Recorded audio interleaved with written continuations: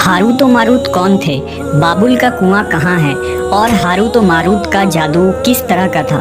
ये वो पुरअसरार सवालात हैं जिनके जवाब तो बहुत हैं और लिखने वालों ने भी बहुत कुछ लिखा है, लेकिन उन किस्से कहानियों में हकीकत को तलाश करना गहरे समुंदर से मोतियां निकालने के बराबर है। हारूत और मारूत के मुताल्लिक बुनियादी तौर पर दो तरह की रवायतें मिलती हैं, एक वो जो कुरान और हदीस और ताबईन के अक़वाल में मौजूद है और दूसरी वो जो तौरेत और इंजील और इसराइली रवायतों में आती है, जबकि उन इसराइली रवायतों को बेशतर उलमा और मुवर्रिखीन ने तायीद की है। इस वीडियो में हम उन दोनों तरह की रवायतों और वाक़यात को मुकम्मल पेश करेंगे। रिवायतों के मुताबिक हज़रत इदरीस अलैहिस्सलाम के ज़माने में एक मरतबा आसमान और ज़मीन के दरमियान से पर्दों को हटा दिया गया तो फरिश्तों ने ज़मीन में आबाद इंसानों को देखकर ताज्जुब किया और बोले, या रब्बुल आलमीन, हम तो गुनाह के करीब भी नहीं जाते, जबकि ये बनी आदम गुनाहों में इतने मुब्तला हैं। अगर हम उनकी जगह होते तो कभी तेरी नाफरमानी ना करते। अल्लाह ने इरशाद फरमाया, इंसानों को गुस्सा और शहवत दी गई है, अगर ये चीज़ें तुम्हें दी जाएं तो तुम भी इसी तरह गुनाह में मुलव्वस हो जाओगे। लेकिन फरिश्तों ने कहा, हम ऐसा हरगिज़ न करेंगे। लिहाजा अल्लाह के हुक्म से फरिश्तों ने अपनी जमात में से दो बेहतरीन और इताअत गुजार फरिश्तों को चुन लिया, जिनका नाम हारूत और मारूत था। अल्लाह ने उन दो फरिश्तों में इंसानी फितरत और शहवत डालकर दुनिया में भेजा। वो शहर बाबुल में दो खूबसूरत इंसान बनकर आए और काजी के काम पर मुकर्रर हो गए, जहाँ वो लोगों के दरमियान फैसले किया करते थे।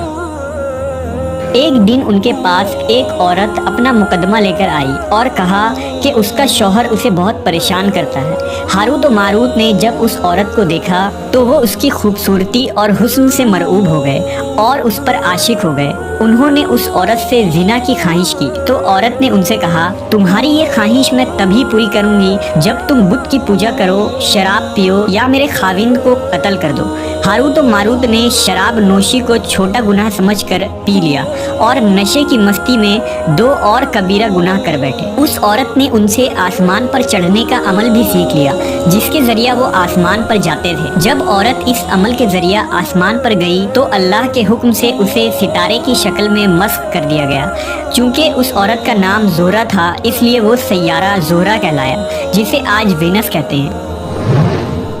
इस गुनाह की वजह से हारूत और मारूत खुद वो इसमें आज़म भूल गए, जिसे पढ़कर वो आसमान पर जाते थे और बतौर सज़ा उन्हें बाबुल के एक कुएं में उल्टा लटका दिया गया, जहां वो ता क़यामत यूं ही कैद रहेंगे। ये एक इसराइली रवायत है जिसे इमाम इब्न कसीर और फ़खरुद्दीन राज़ी जैसे मुफस्सरीन अफसाना और मन घड़त कहानी करार देकर सख्ती से रद्द कर देते हैं। वहीं इमाम सयूती जैसे उलमा इस रिवायत को मुस्तनद मानते हैं। हारूत और मारूत और चाहे बाबुल के सिलसिले में एक और रिवायत कसरत से बयान की जाती है, जिसके मुताबिक एक ज़माना ऐसा था जब शहर बाबुल रोए ज़मीन पर तहजीब व तमद्दुन का मरकज़ था। यहाँ के लोग बातिल खुदा की परस्तिश किया करते थे। ये लोग अपनी किस्मत उनसे वाबस्ता समझते थे, इसलिए इल्म नजूम और इल्म फल्कियात में बड़े माहिर थे। उनके बुतकदों में सितारों की पूजा की जाती थी।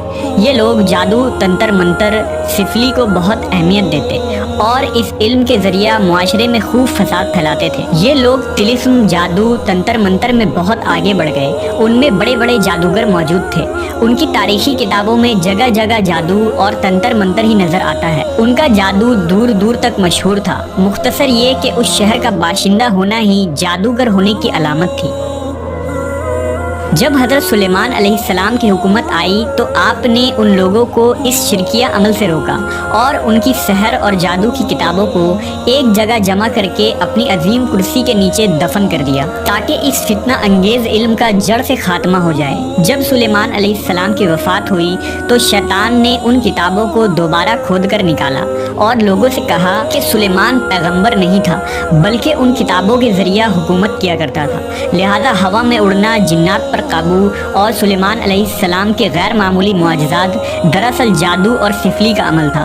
बनी इसराइल ने उसकी पैरवी की और उन किताबों को पढ़ना शुरू कर दिया। लिहाजा दोबारा ये शर अंगेज़ इल्म इस कौम में सुरायत कर गई। अल्लाह ने सुलेमान अलैहिस्सलाम पर लगाए गए इल्ज़ाम और तुहमत की नफ़ी करते हुए सूरह बकरा में फरमाया है, اور انہوں نے اس چیز کی پیروی کی جو شیطان سلیمان کی بادشاہت کے وقت پڑھتے تھے، اور سلیمان نے کفر نہیں کیا تھا لیکن شیطانوں نے ہی کفر کیا۔ لوگوں کو جادو سکھاتے تھے، اور اس چیز کی بھی جو شہر بابل میں ہاروت و ماروت 2 فرشتوں پر اتارا گیا تھا، اور وہ کسی کو نہ سکھاتے تھے جب تک یہ نہ کہہ دیتے کہ ہم تو صرف آزمائش کے لیے ہیں، تو کافر نہ بن۔ لہذا جب یہ سحر کا علم بابل میں عام ہو گیا اور لوگوں کی تکلیف اور پریشانی کا باعث بن گیا، تو اللہ نے 2 فرشتوں کو انسانی صورت میں مامور کیا کہ وہ جادو کے عوامل اور اسے باطل کرنے کا طریقہ لوگوں کو سکھائیں تاکہ وہ جادوگروں کے فساد اور شر سے محفوظ رہ سکے۔ لیکن یہ تعلیمات غلط مقصد کے لیے بھی استعمال ہو سکتی تھی۔ حالانکہ وہ فرشتے لوگوں کو تنبیہ کرتے تھے اور ان کے لیے صراحتاً کہتے تھے کہ یہ تمہارے لیے ایک طرح کی آزمائش ہے، لیکن پھر بھی وہ لوگ ایسے کاموں میں پڑ گئے جو انسانوں کے لیے ضرر اور نقصان کا باعث تھا۔ بعض عربی داستانوں میں اس کنویں کا ذکر بھی ملتا ہے جہاں کئی لوگ پہنچے اور ہاروت و ماروت سے ملاقات کر کے جادو کا علم بھی سیکھا، جبکہ بعض مورخین کا کہنا ہے کہ عراق کے شہر حلہ کے قریب ایک کھنڈر میں موجود قدیم کنواں ہے جہاں سے بابل کی سرحد شروع ہوتی تھی۔ یہ اس کنویں کو ہی چاہے بابل قرار دیتے ہیں۔ بہرحال اس واقعے سے یہ سبق ملتا ہے کہ سفلی اور جادو ایک شرکیہ عمل ہے، مگر یہ کہ اس کا استعمال فساد اور شر پسندی کے خاتمے کے لیے کیا جائے۔